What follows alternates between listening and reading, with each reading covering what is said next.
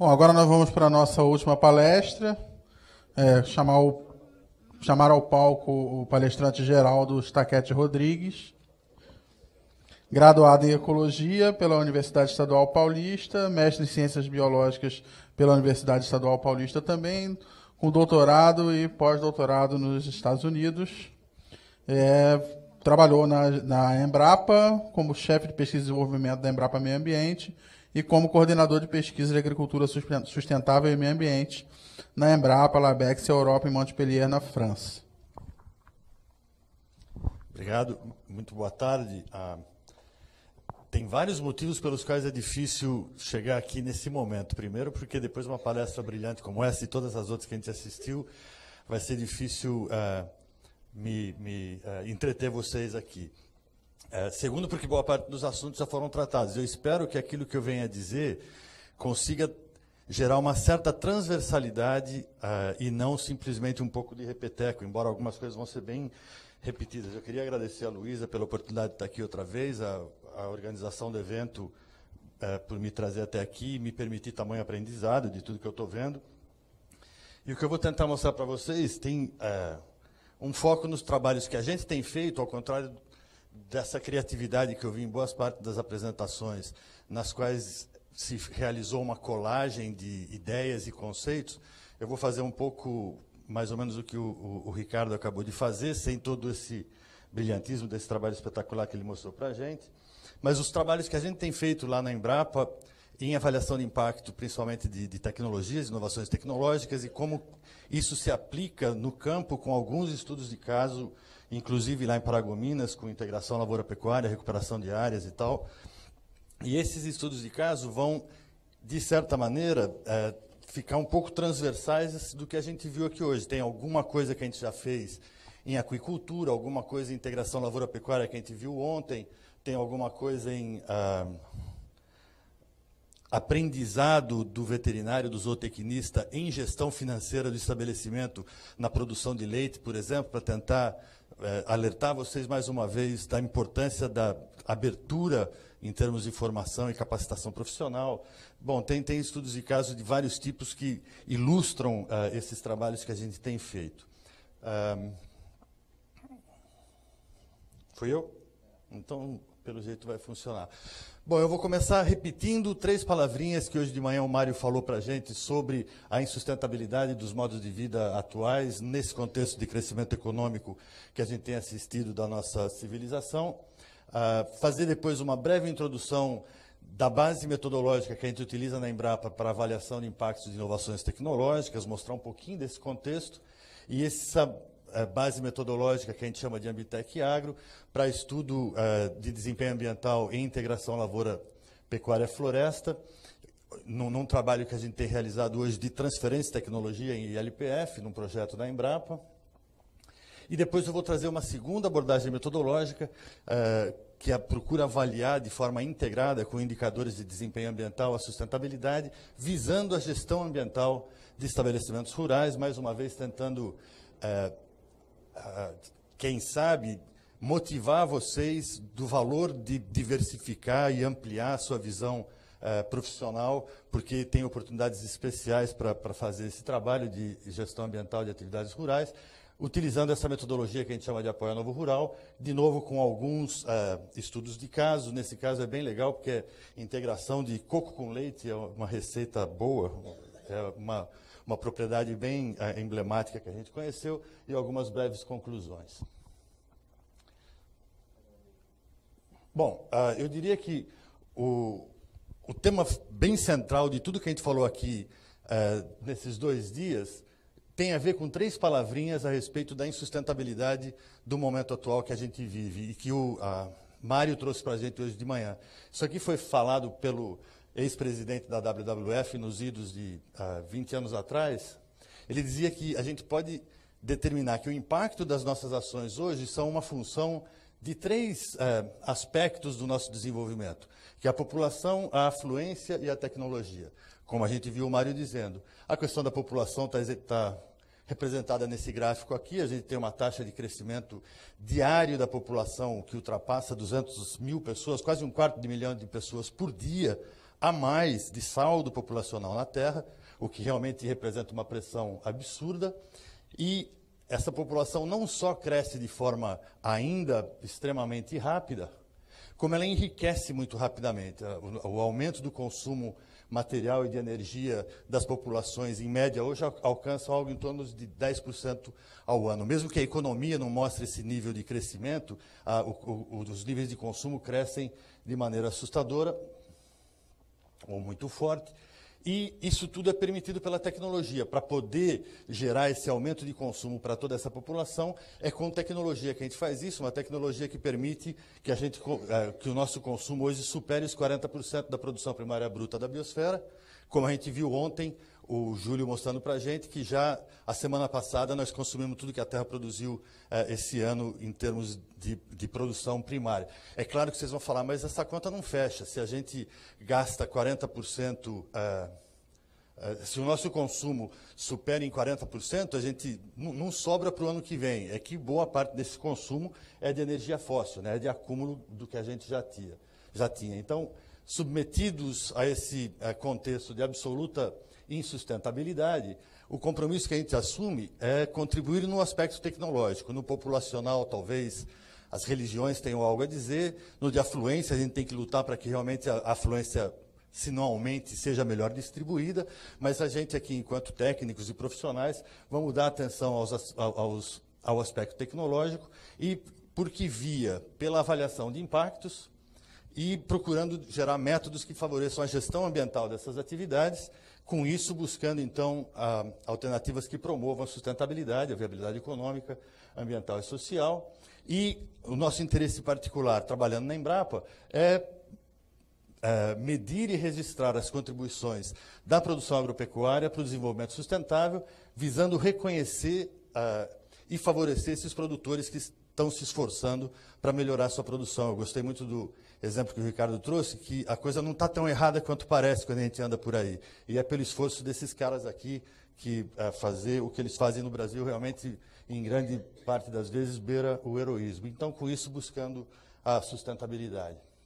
A nossa premissa é que a avaliação de impactos, e eu equalizo a avaliação de impactos com a avaliação de sustentabilidade, a avaliação de desempenho ambiental. Para mim, quanto mais impactos positivos e menos negativos, mais sustentável, e a gente vai perseguir esse alvo móvel para sempre, nunca vamos chegar lá, mas por essa via a gente pode contribuir para a agregação de valor, a integração dos mercados, a certificação de qualidade ambiental dessa produção agrícola sustentável.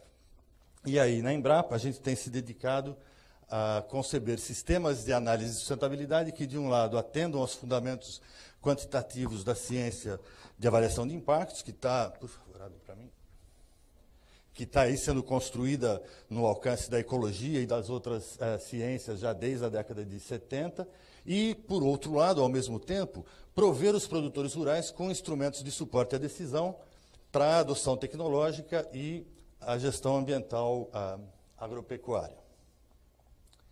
E aí os trabalhos envolvem, então, a aplicação de o que a gente tem feito são através de duas abordagens metodológicas de indicadores que são complementares, uma que a gente chama de Ambitec Agro e a outra que a gente chama de Apoio Novo Rural, que eu vou explicar para vocês. Esse primeiro...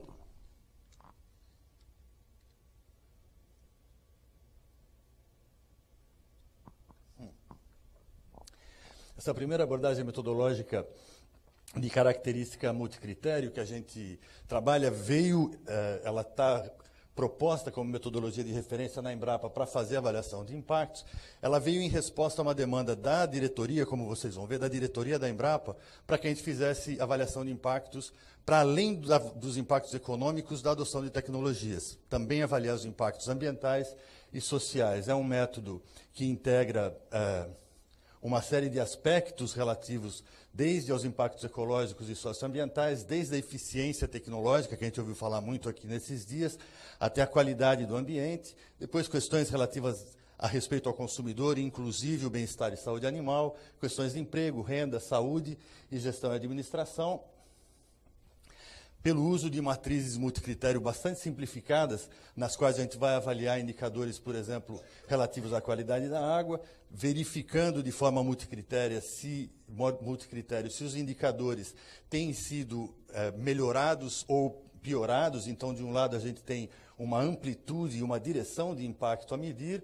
A gente mede isso em relação à escala em que isso se observa no estabelecimento rural, depois faz uma etapazinha de determinar a importância desses diferentes indicadores no contexto do estabelecimento, e com isso a gente normaliza os critérios para que eles tenham sempre os mesmos pesos, e simplesmente faz aqui uma aritméticazinha simples para gerar os índices parciais, o índice para aquele critério, e aqui embaixo a gente anota o texto, que é a evidência que demonstra por que é que aqueles índices foram assim determinados.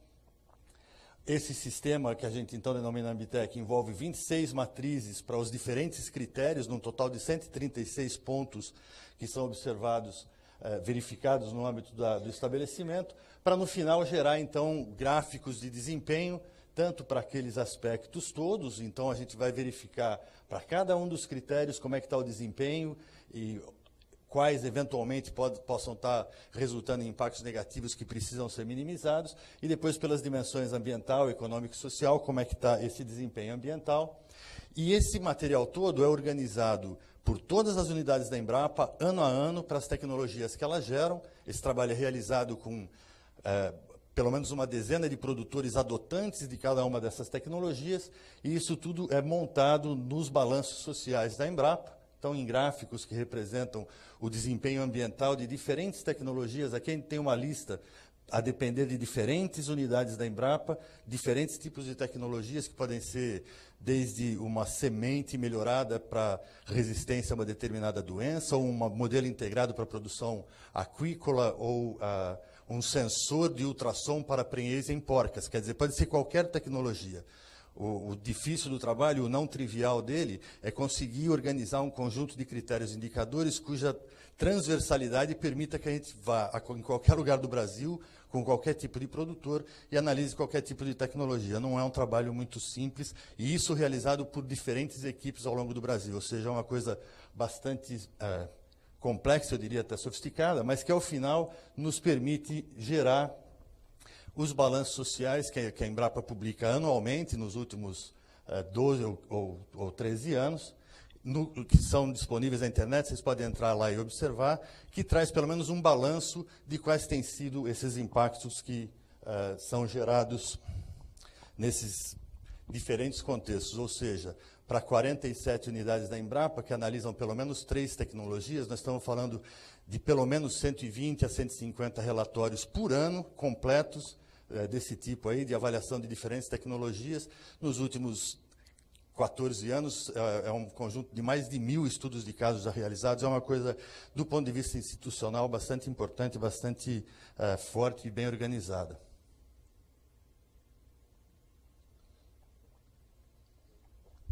Uma vez cumprido esse objetivo institucional, o nosso objetivo pessoal nesse trabalho é realizar formular relatórios de gestão ambiental que são entregues a esses produtores para que eles tomem decisão sobre os seus a adoção tecnológica e as suas práticas de manejo, também prover a divulgação desses resultados de impactos de adoção tecnológica e, em alguns casos, publicar esses resultados dando visibilidade àqueles setores ou linhas, regiões ou tipos de produtores que promovam a agricultura sustentável, dessa forma fortalecendo um pouco a visibilidade dessas iniciativas no Brasil, ou da agricultura brasileira. E aí tem um estudo de caso que a gente fez, que permite exemplificar como esse tipo de trabalho é feito, com um desenvolvimento tecnológico lá do pessoal da Embrapa Pecuária Sudeste, que hoje está denominado de Projeto Balde Cheio, no qual já, vários anos atrás, a gente realizou um estudo de caso com um grupo de produtores.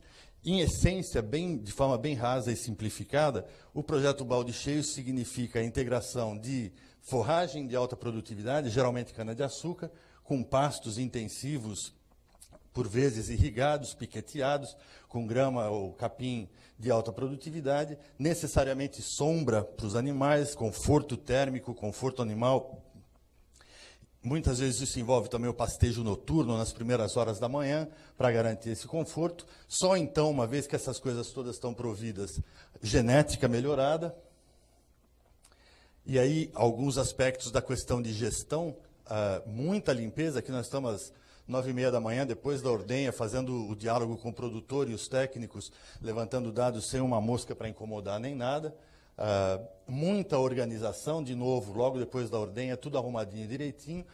Cuidadoso planejamento, e aí entra o papel do zootecnista, do veterinário, o diagrama circular de organização de prenhez, coisas simples, porém muito efetivas para o planejamento do estabelecimento rural. Isso tudo se refletindo em produtividade. Esse aqui, de longe, não é o produtor dos mais produtivos do programa. Nós estamos falando em 7.000 litros de leite por hectare por ano. Tem produtores, inclusive, com abordagem orgânica, produzindo mais de 25.000 litros de leite por hectare por ano. Mas, nesse caso aqui, o que é bonito de ver é a evolução, né? Você tem, em 6 anos, praticamente, saindo de 700 para 7.000 litros de leite por hectare por ano, diminuindo a área, concentrando e intensificando a produção.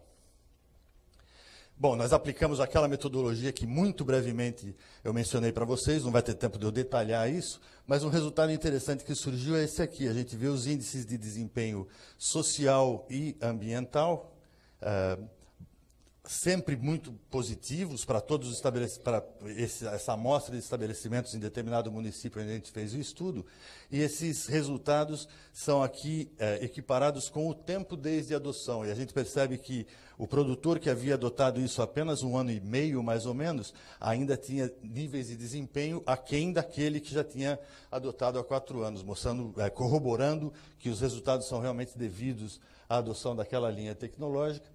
E aqui uma outra maneira de mostrar esse tipo de resultados. Nesse caso, eu tenho um gráfico que aponta o conjunto de estudos de caso realizado num determinado período daqueles balanços, balanço social da Embrapa. Nesse caso, esses pontos representam 123 diferentes tecnologias para 180 avaliações pareadas ambientais, sociais, para esse período de tempo aqui. Então, a gente observa o que nesse conjunto de resultados? Que das mais diferentes tecnologias ou inovações tecnológicas que a Embrapa publicou nesse período, muitas delas apontavam resultados ambientais negativos, ó, que aparecem nessa parte do gráfico. O que isso quer dizer? Do ponto de vista ambiental, você tem alguns projetos que propõem inovações tecnológicas que representam intensificação no uso de insumos, no uso de energia, às vezes na ocupação de mais áreas, ocupando áreas que anteriormente podiam estar dedicadas à biodiversidade, porém, todos os impactos sociais são sempre positivos. Quer dizer, está aqui aquela questão do trade-off. Por vezes, você usa mais agrotóxicos para garantir uma renda melhor ou uma melhor segurança da produção. Portanto, tem esse trade-off do impacto ambiental negativo, mas o social sempre positivo. E aqui se posicionaram todos aqueles estudos de caso relativos ao programa Balde Cheio que a gente estudou especificamente. Com isso, dizendo o quê? Que a tecnologia está pronta para transferência e adoção, e ela se posiciona entre os 10% melhores desempenhos observados para esse universo de tecnologias que foram estudadas. Tem um segundo estudo de caso nessa mesma linha, que eu gostaria de brevemente mencionar para vocês, que está relacionado à intensificação sustentável via integração lavoura-pecuária-floresta. Nesse projeto da rede que envolve a rede de fomento público-privada em ILPF, da qual a Embrapa faz parte.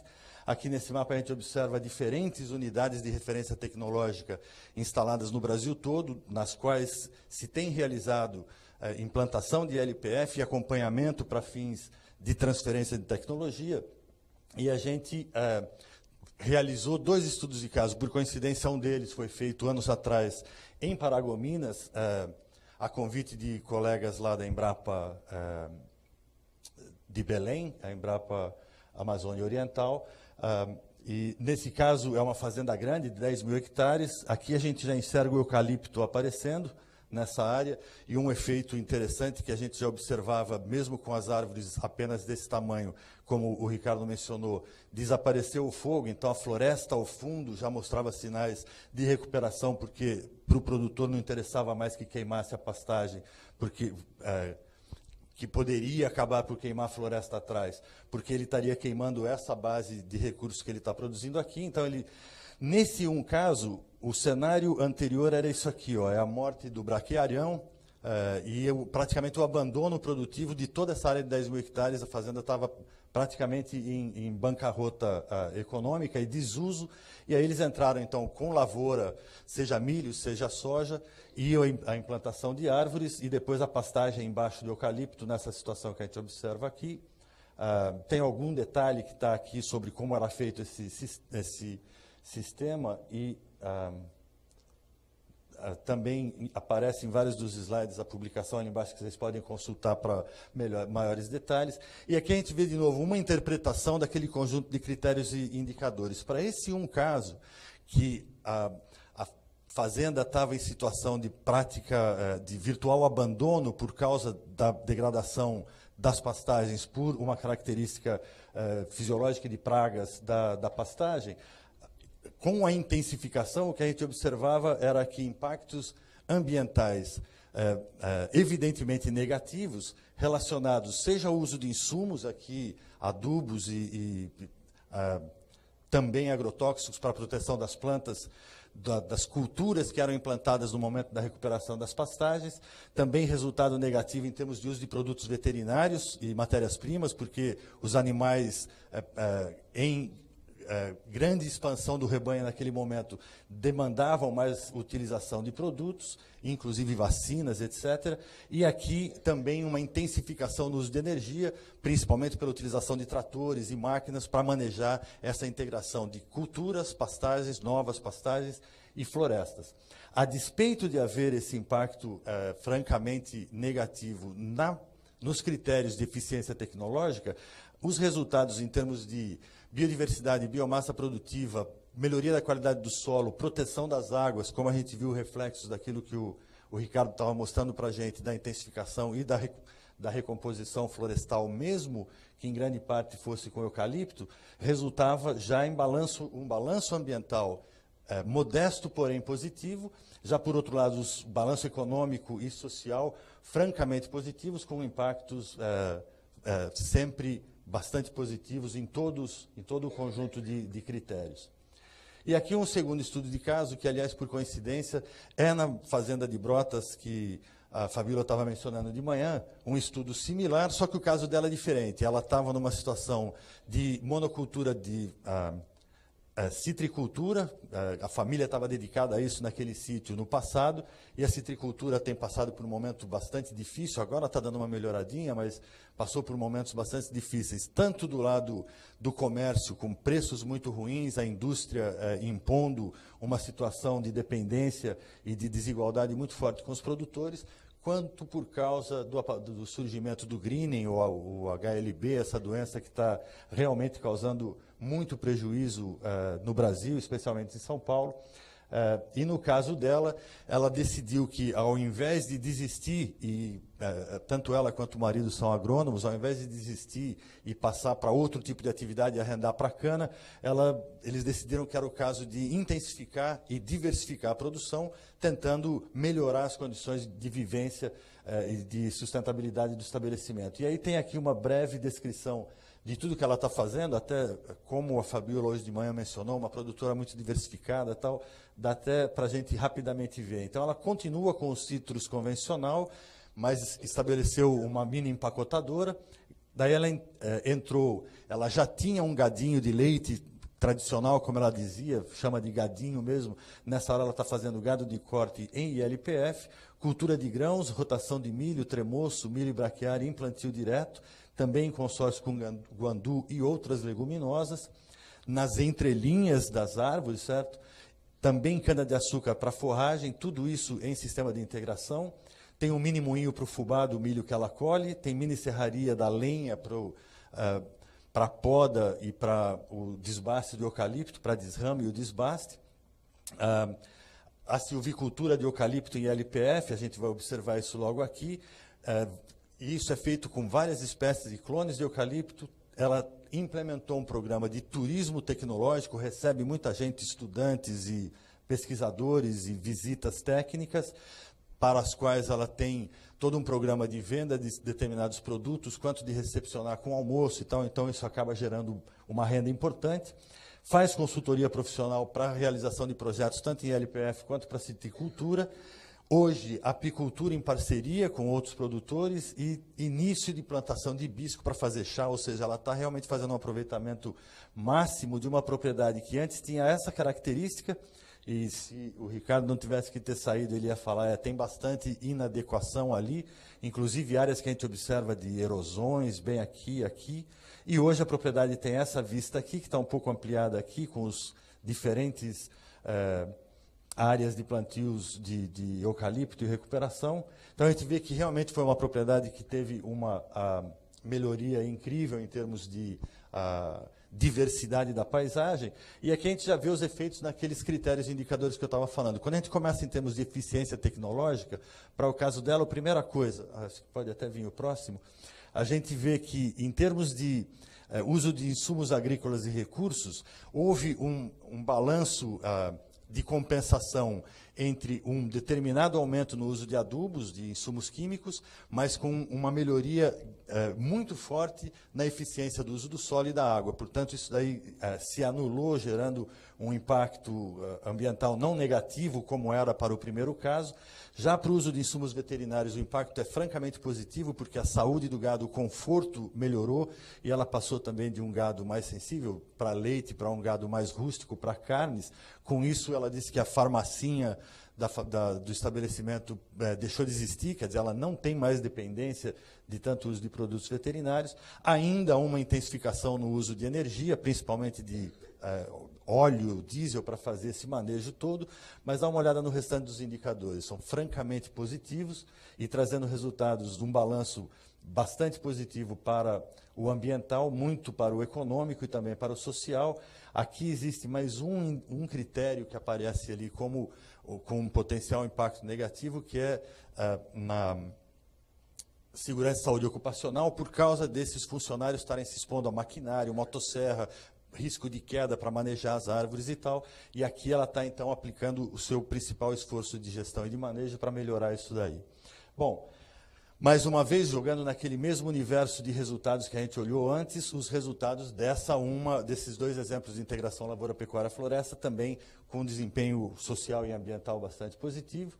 E que conclusões a gente pode tirar dessa primeira base metodológica que a gente traz aqui? Primeiro, que esse sistema de indicadores de muita flexibilidade metodológica, facilidade de aplicar em campo, baixíssimo custo de execução, nos permite melhorar a compreensão tanto de pesquisadores quanto de produtores rurais sobre as implicações ambientais do desenvolvimento e da adoção de inovações tecnológicas.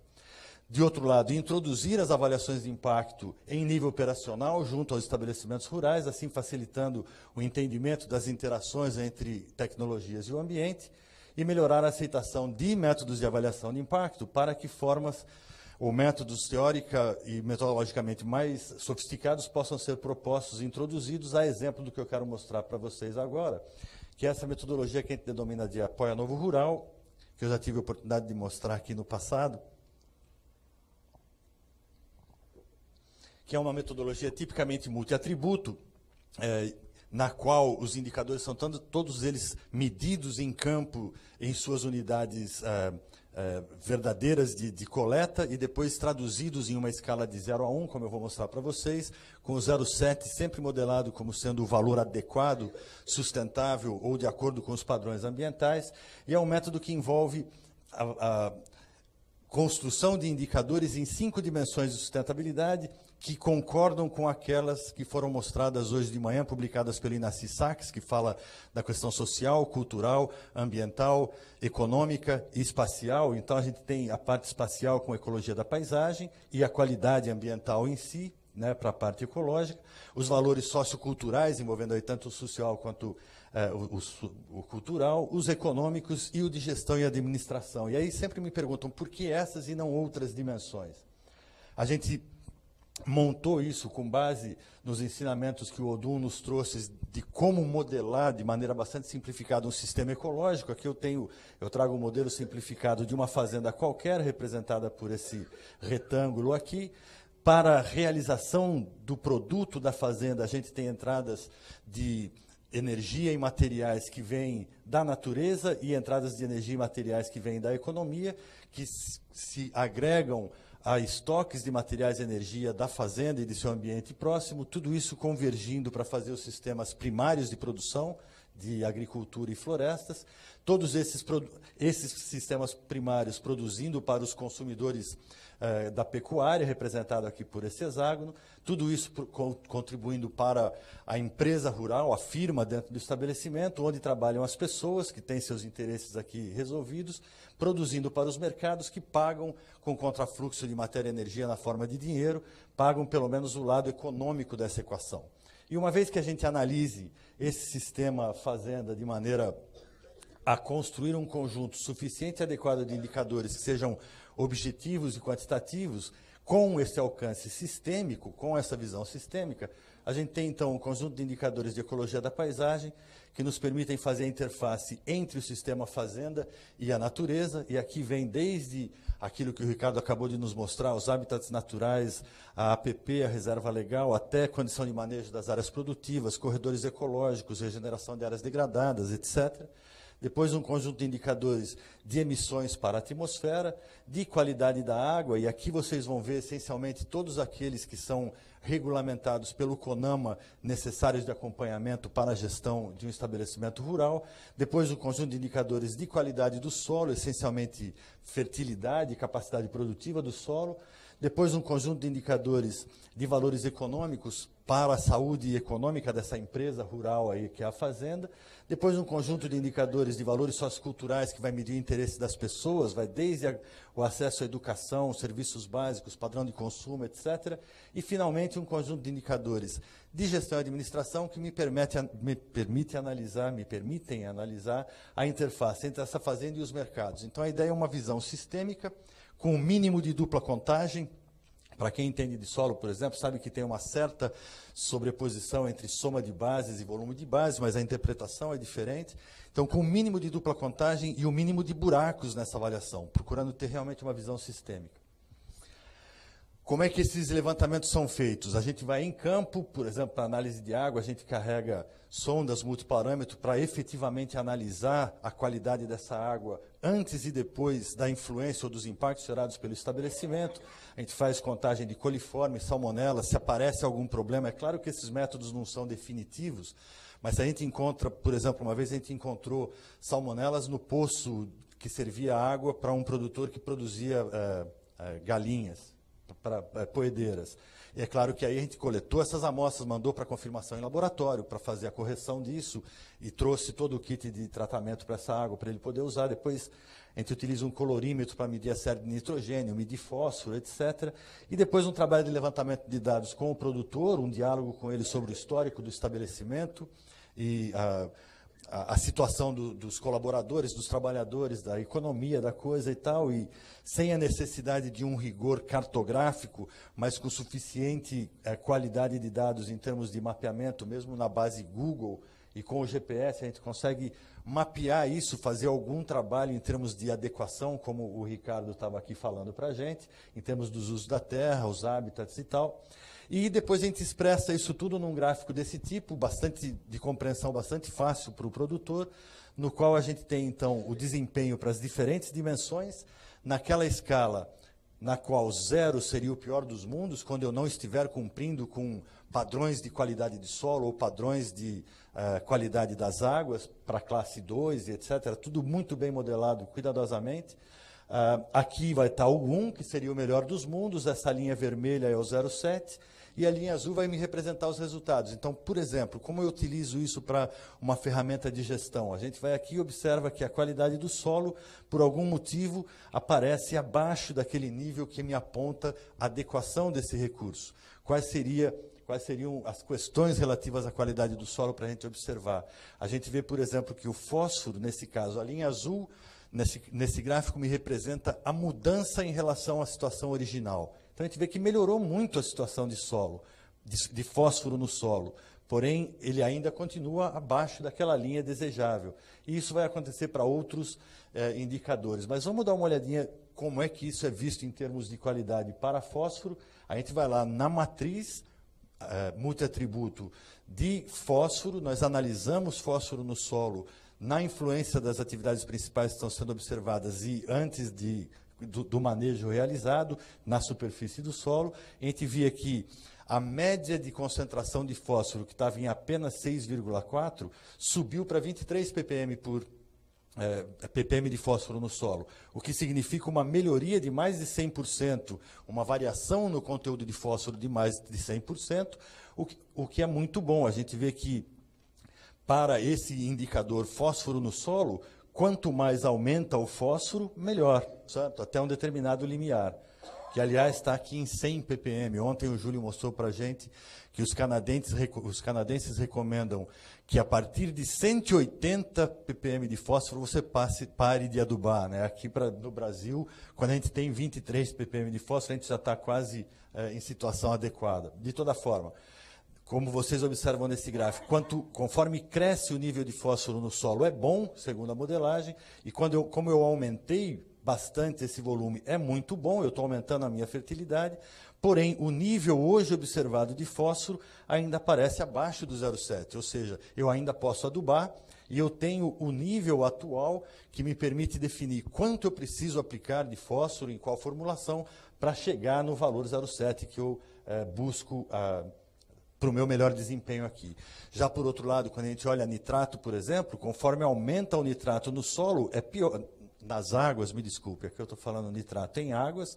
Eu também tenho uma tabela que me mostra miligramas de nitrato, ou seja, a medida mesmo tirada em campo, só que conforme aumenta o conteúdo de nitrato na água, eu estou falando de aumento da poluição. Então, conforme aumenta, isso vai se tornando pior, e nesse caso a interpretação também se faz assim. Eu aumentei, nesse exemplo, de 14 para 18 ppm o conteúdo de fósforo na água, é um aumento de quase 30%, o que não é nada bom, eu estou poluindo a água.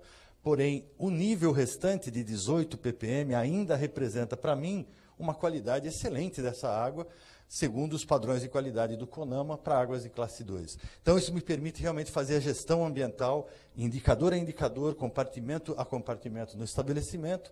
Outros indicadores fazem uso de informações previamente obtidas em indicadores anteriores. Por exemplo, eu calculo diversidade produtiva e diversidade da paisagem, segundo metodologia que a gente utiliza na ecologia de índice de Shannon para... Estou folgado no tempo, corri tanto. A gente utiliza índices de Shannon para representar a diversidade em ecologia, e eu posso calcular tanto a diversidade produtiva quanto a diversidade da paisagem com base em dados relativos à fisionomia e conservação dos hábitats naturais e à condição de manejo das diferentes atividades que esse produtor possa realizar.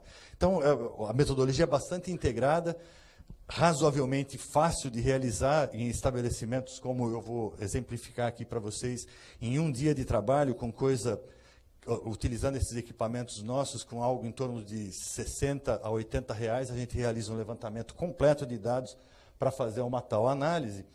E aí eu vou trazer para vocês alguns estudos de caso, alguns exemplos de como compor outros desses indicadores. Nesse caso, eu vou me remeter um pouco ao que o Carlos nos mostrou pela manhã, um módulo complementar que a gente fez visando verificação de boas práticas de manejo na aquicultura. Nesse caso, eu vou exemplificar rapidamente alguns estudos no Parque Aquícola de Capitólio e Iguapé, lá na represa de Furnas, também produção de tilápias em tanques rede. E nesse caso aqui, só dando exemplo de mais um indicador de qualidade da água, nós estamos falando de oxigênio dissolvido, que a gente vai lá e mede no campo. E eu posso medir os níveis de oxigênio na água, selecionando de acordo com o fluxo geral das águas nesse lago, eu posso determinar onde que está a minha montante, ou seja, de onde vem a água, medir o oxigênio nela, eu posso medir a água dentro do tanque onde estão os peixes e posso medir a água ao passar do tanque, logo depois dela ter permeado os tanques de criação. E com esses resultados aqui, por exemplo, a gente pode expressar 4 diferentes índices de desempenho. O primeiro dele, para esses indicadores, por exemplo, de oxigênio dissolvido, a gente pode calcular o primeiro índice, aquele relativo ao impacto, ou seja, qual que é a diferença do nível de oxigênio na água entre a montante e a jusante do tanque, ou seja, o que eu causei na qualidade da água com a minha atividade de criação de peixe em tanque-rede. E a gente vê que houve uma diminuição de 18 no conteúdo de oxigênio da água, o que não é muito bom. Já por outro lado, eu tenho um segundo indicador, que é a adequação do recurso, que é a qualidade da água montante. Vai me dizer, essa água é boa para eu criar tilápia? E aquele nível lá me mostra que sim, a água é excelente para eu criar tilápia. O terceiro indicador seria a qualidade e efetividade do meu manejo. Ou seja, qual que é o conteúdo de oxigênio dentro do tanque, modelado direitinho para as exigências nutricionais fisiológicas da tilápia. A gente vê que esse nível de oxigênio ainda está perfeitamente aceitável para os peixes. E, por último, a conformidade com a legislação ambiental aplicável. Ou seja, esse nível final aqui, que embora me aponte um resultado menor do que o anterior, com mais oxigênio, me indica o quê? Para águas de classe 2, esse nível de 5 miligramas por litro de oxigênio ainda está perfeitamente aceitável de acordo com a normativa do CONAMA. Ou seja, se vier alguém fazer uma fiscalização no meu estabelecimento, com esse resultado eu tenho toda essa informação para poder dizer para ele, olha, embora obviamente haja um impacto mensurável, eu ainda estou mantendo a qualidade da água perfeitamente aceitável do ponto de vista da legislação. Então, realmente, a proposta da abordagem é gerar dados para a gestão ambiental. Nesse caso aqui, também a gente mede a matéria orgânica, ou seja, mede dados do sedimento, e eu trouxe um breve exemplo para vocês. De um lado, deficiências foram observadas na prática relativa a manejo, nutrição e sanidade. A gente vê aqui que a periodicidade da aplicação de ração e o controle da quantidade de ração aplicada por tanque estava 100% inadequado, gerando um desempenho ambiental muito ruim. E isso me trazia um resultado de aumento em mais de 100% nos níveis de matéria orgânica no fundo do viveiro, no sedimento, com desempenho, um impacto muito forte, ou seja, um desempenho considerado zero aqui. E, por outro lado, eu também medi o fósforo, e havia um aumento fortíssimo de 63% nos níveis de fósforo, que saíam já de um nível muito alto, de 350, para mais de 500 ppm de fósforo, e isso representando impactos também extremamente importantes. E como a gente observa ali no gráfico, né, como a gente observa aqui no gráfico, matéria orgânica com impacto fortíssimo, fósforo também com impacto muito forte, potássio, etc. E aí, de toda forma, isso sendo agregado, mostrando os resultados de desempenho e boas práticas para esses parques aquícolas, áreas aquícolas, demonstrando que, em termos de nutrição e sanidade, a gente tem deficiências a corrigir, qualidade do sedimento, por consequência, também ruins, e com a interpretação disso daqui, a gente, então, realizou, de novo, os relatórios de desempenho ambiental, descrevendo ao produtor onde é que estão possíveis deficiências e quais recomendações poderiam ser a eles trazidas para regularizar toda a situação de desempenho do seu estabelecimento. Eu vou realmente passar bem rápido por esses estudos de caso. Acabei de falar um na área de aquicultura, que a gente já viu que é transversal a assuntos que a gente viu aqui no nosso evento. Esse caso é um trabalho com a Corin, que foi mencionada ontem, em produção de aves.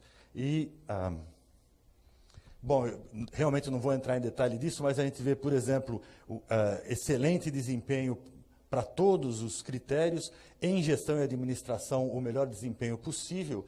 E uma coisa legal que resultou de um trabalho como esse, quando eu falei que os resultados desse tipo podem nos apoiar a fazer a visibilidade de iniciativas sustentáveis de produção. No caso da Corin, que fica lá em Ipeúna, uma empresa grande de 500 funcionários que trabalha em produção de aves, ovos e verduras e legumes minimamente processados, em manejo de produção natural, que vai além do orgânico, envolve mais, eu não diria exigências, mas mais contextos de integração social e cultural na sua produção. A gente traz aqui o resultado de um estudo que a gente realizou com eles. O Celso falou sobre isso ontem, sobre trabalhos que eles realizaram lá, publicado recentemente, e com base nesse relatório de gestão, eles decidiram aplicar o programa de trabalho e de produção da Corin, no qual eles mencionam a Embrapa e a metodologia que foi a eles ofertada, para a composição para a composição de um capítulo de desenvolvimento das cadeias de valor da Corin, em um programa, um concurso nacional que o Ministério da Agricultura promove todo ano, de gestão sustentável na agricultura, e isso foi publicado lá recentemente, no ano de 2014, ou seja, um dos 10 casos de sucesso de agricultura sustentável do Brasil, selecionado para ganho de visibilidade pelo próprio Ministério da Agricultura, nesse livro que é publicado em português e inglês, trazendo visibilidade para isso, como resultado de um trabalho de avaliação de impactos para a gestão ambiental como esse que a gente está propondo. Aqui eu trago uma lista do conjunto de projetos de escala pelo menos razoável a grande que a gente tem realizado ou já realizou com essa abordagem metodológica, nos mais diferentes regiões do Brasil, com os mais diferentes tipos de produção, desde produção orgânica até produção em agricultura de precisão, produção em larga escala no entorno de unidades de conservação e tal. E aqui eu trago para vocês o resultado do conjunto desses estudos de caso. Nesse momento a gente tinha algo em torno de 180 estudos realizados, que estão todos apresentados nesse gráfico aqui, no qual eu mostro, nesse eixo, as diferentes dimensões de sustentabilidade. E naquele eixo, o índice de sustentabilidade integrado do estabelecimento rural. Isso me permite interpretar o quê? Quais as dimensões que mais proximamente explicam a sustentabilidade do estabelecimento rural?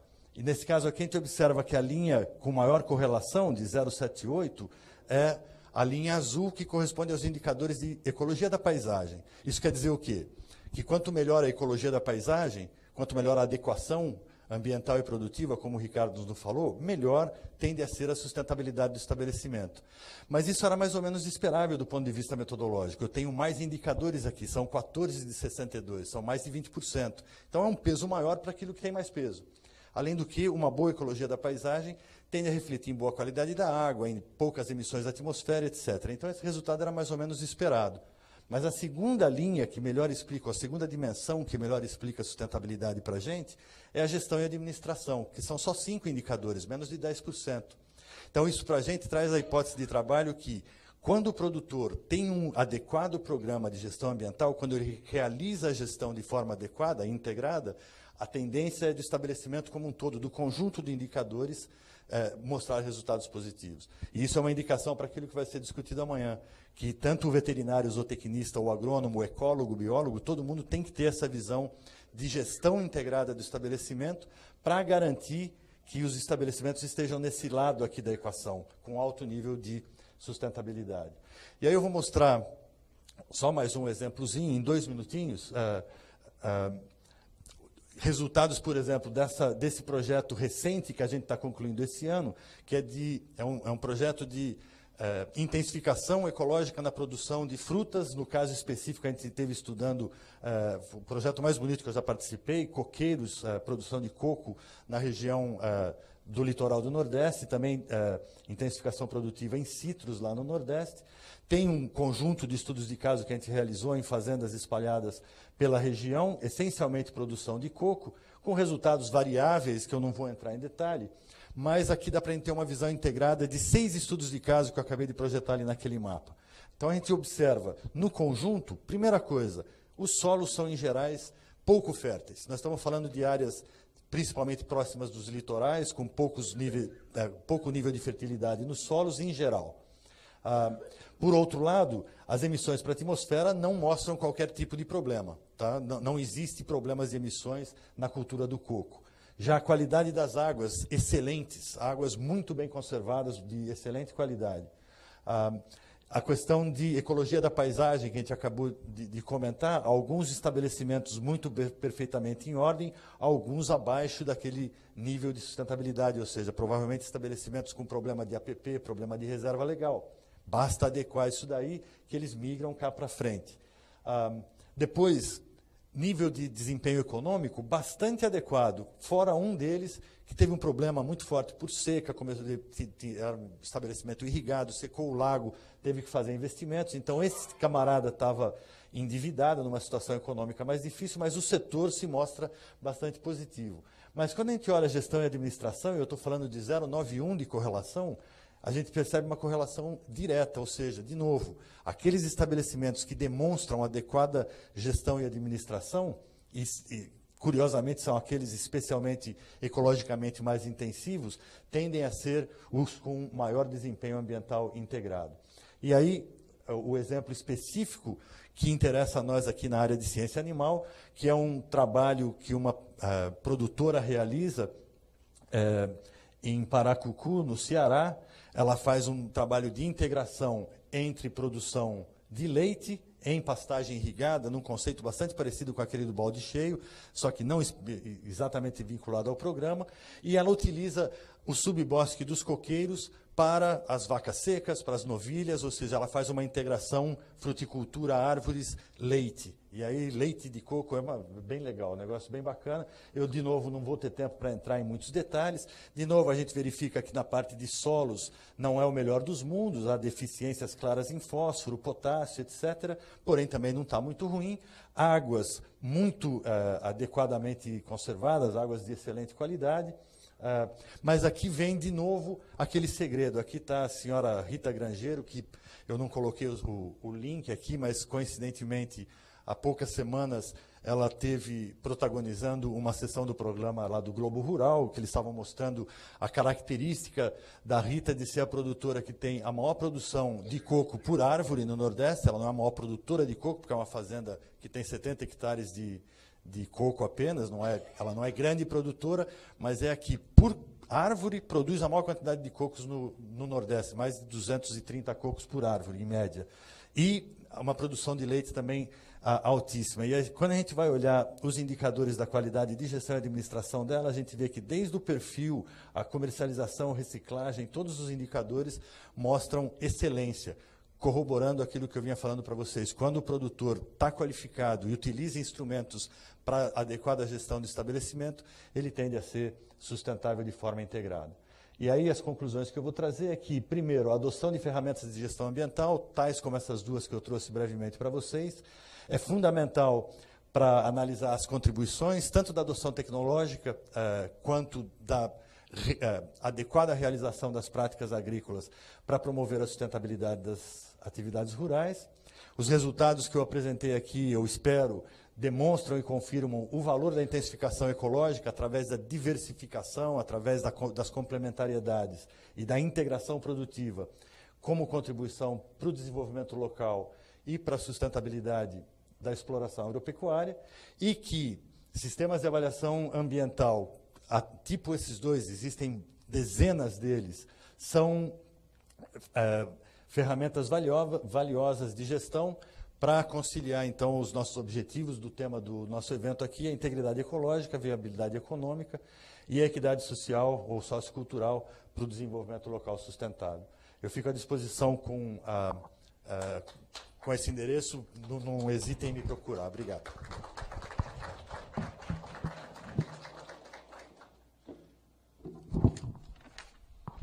Obrigado, Geraldo, pela sua apresentação. Vou abrir agora para perguntas da plateia. Bom, por enquanto ninguém surgiu com uma pergunta, mas eu já surjo com a minha. Em relação à extensão rural, esse tipo de programa está sendo implementado? Você tem conhecimento de alguma coisa?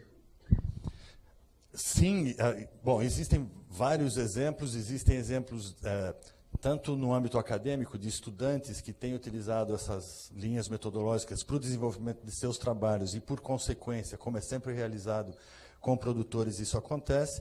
Tem um projeto específico da Embrapa, agora que a gente começou, em ILPF, específico para transferência de tecnologia e extensão rural. E os próprios estudos de caso, né, como eu mencionei para você, são pelo menos, quer dizer, não é papel específico da Embrapa realizar a extensão.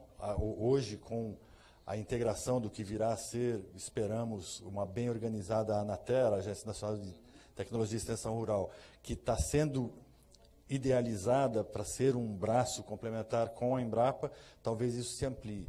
Então, não é papel da Embrapa chegar pessoal. Não tanto, não tanto. Mas, de toda forma, você veja que esses uns parceiros da Embrapa, que são unidades demonstrativas e adotantes, produtores de referência nas diferentes tecnologias, recebem visitas anuais e um trabalho no qual, de um lado, eles mostram os seus resultados, servindo para o aprendizado institucional da Embrapa, do que está dando certo ou não com aquelas tecnologias e correção de rumo dos projetos, né, de desenvolvimento, de um lado, quanto do outro lado, nesse momento, as equipes de desenvolvimento tecnológico vão falar, olha, o senhor está fazendo isso ou aquilo que poderia ser melhorado de tal ou qual forma para que a tecnologia tenha resultados mais expressivos. Né? Mais uma vez agradeço ao Geraldo, a apresentação muito interessante, como sempre, e chamo a Luísa para a entrega do certificado e para o encerramento do evento.